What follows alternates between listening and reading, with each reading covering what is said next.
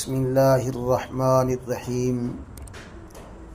ناظرین، لیلۃ القدر کے بارے میں احادیث مبارکہ میں بہت ہی زیادہ فضیلت بیان ہوئی ہے۔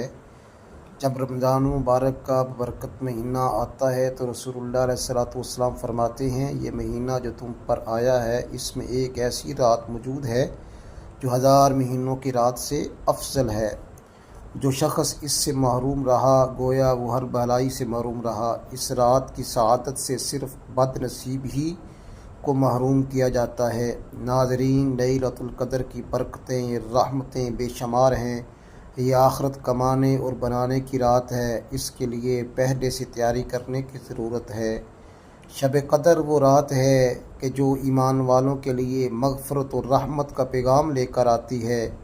اس رات میں اللہ کی رحمت کے دروازے کھلے ہوتے ہیں۔ ہر کوئی روزہ اور دیگر عبادات کے ساتھ ساتھ اللہ رب العزت کی بارگاہ میں اپنی حاضری پیش کر رہے ہیں۔ اپنے گناہوں کی معافی مانگی جا رہی ہے اور دوسری طرف اللہ تعالیٰ کی رحمت کا دریا بھی جوش پر ہے۔ ایک عمل کا اجر 70 گنا زیادہ عطا کیا جا رہا ہے، گناہ معاف کیے جا رہے ہیں، درجات بلند ہو رہے ہیں۔ اس حسین ماحول میں ایک عظیم رات کا تذکرہ کرنا بہت مناسب ہوگا، جس کا ذکر خود اللہ رب العزت نے اپنے کلام پاک میں کیا ہے۔ ماہ رمضان المبارک کے آخری عشرہ میں یہ عظیم رات گناہ گاروں کی مغفرت کی رات ہے، مجرموں کی جہنم کی آگ سے آزادی کی رات ہے۔ ماہ رمضان المبارک کی عظمت اتنی زیادہ ہے کہ اس مہینے میں مانگنے والے کی ہر حاجت پوری ہو جاتی ہے۔ اس مہینے میں مانگنے والے کو 70 گنا ادا کیا جاتا ہے۔ تو ان ساری فیوز و برکات کو مد نظر رکھتے ہوئے میری آپ سے گزارش ہے کہ اس رات یہ 3 کام لازمی کر لینا، آپ کی ہر دعا قبول ہو جائے گی، آپ کی ہر حاجت پوری ہو جائے گی۔ رب کریم سے جو مانگو گے منہ سے نکلی ہر بات پوری ہو جائے گی۔ محترم ناظرین، شب قدر کی یہ رات سال میں ایک بار آتی ہے۔ یہ رات رب سے مانگنے کی رات ہوتی ہے۔ اس رات نصیب اور تقدیر لکھ دی جاتی ہے۔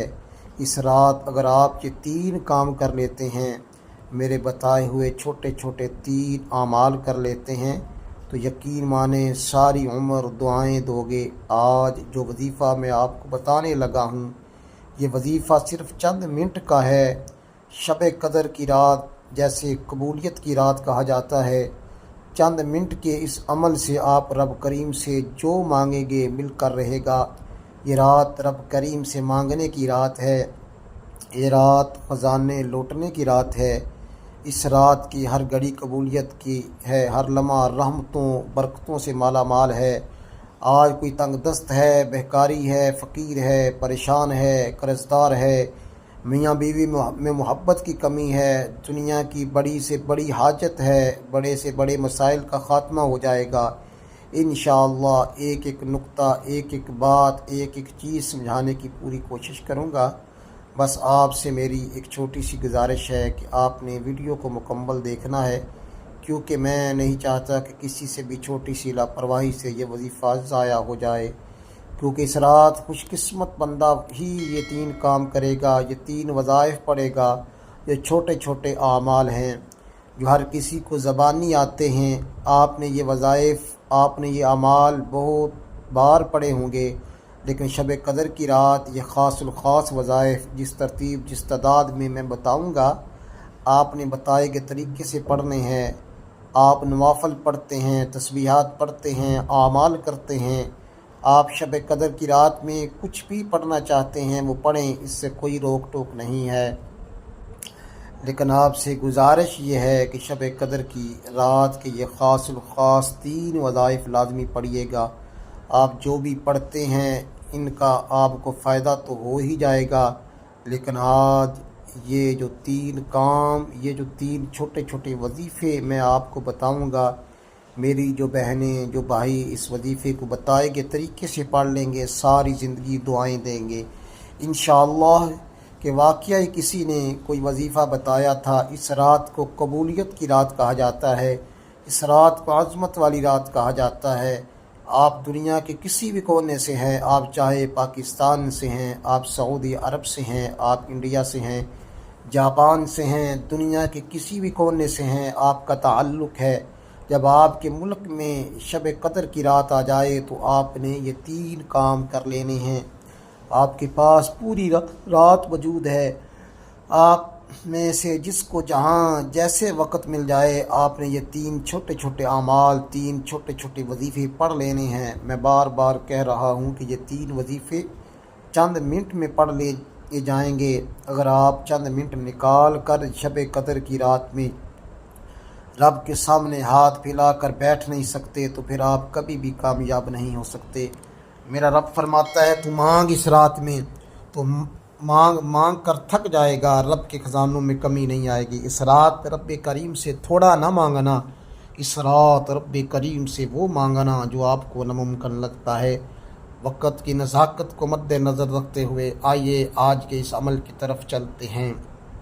اس سے پہلے اگر آپ اس چینل پر نئے ہیں اور آپ نے اس چینل کو سبسکرائب نہیں کیا تو ابھی اس چینل کو سبسکرائب کر لے، کیونکہ ایسے بہت سے وظائف، بہت سے اعمال آپ کے حوالے ڈیلی بیسس پر کرتا رہوں گا۔ تو آئیے ناظرین، اب ہم جان لیتے ہیں کہ آپ نے یہ وظیفہ کرنا کیسے ہے۔ وضو مصلی پر بیٹھ کر آپ نے سب سے پہلے نبی پاک صلی اللہ علیہ وسلم کی ذات مبارکہ پر درود پاک پڑھنا ہے۔ درود پاک آپ کو کوئی سا بھی پڑھ سکتے ہیں، آپ لوگ صلی اللہ علیہ وسلم پڑھ لیں یا صلی اللہ علی محمد پڑھ لیں یا درود ابراہیمی پڑھ لیں۔ درود ابراہیمی کی فضیلت سب سے زیادہ ہے۔ ایک مرتبہ درود ابراہیمی میرے ساتھ بھی پڑھ لیں تاکہ ثواب ہو جائے۔ اللہم صلی علی محمد وعلی آل محمد کما صلیت علی ابراہیم وعلی آل ابراہیم انک حمید مجید۔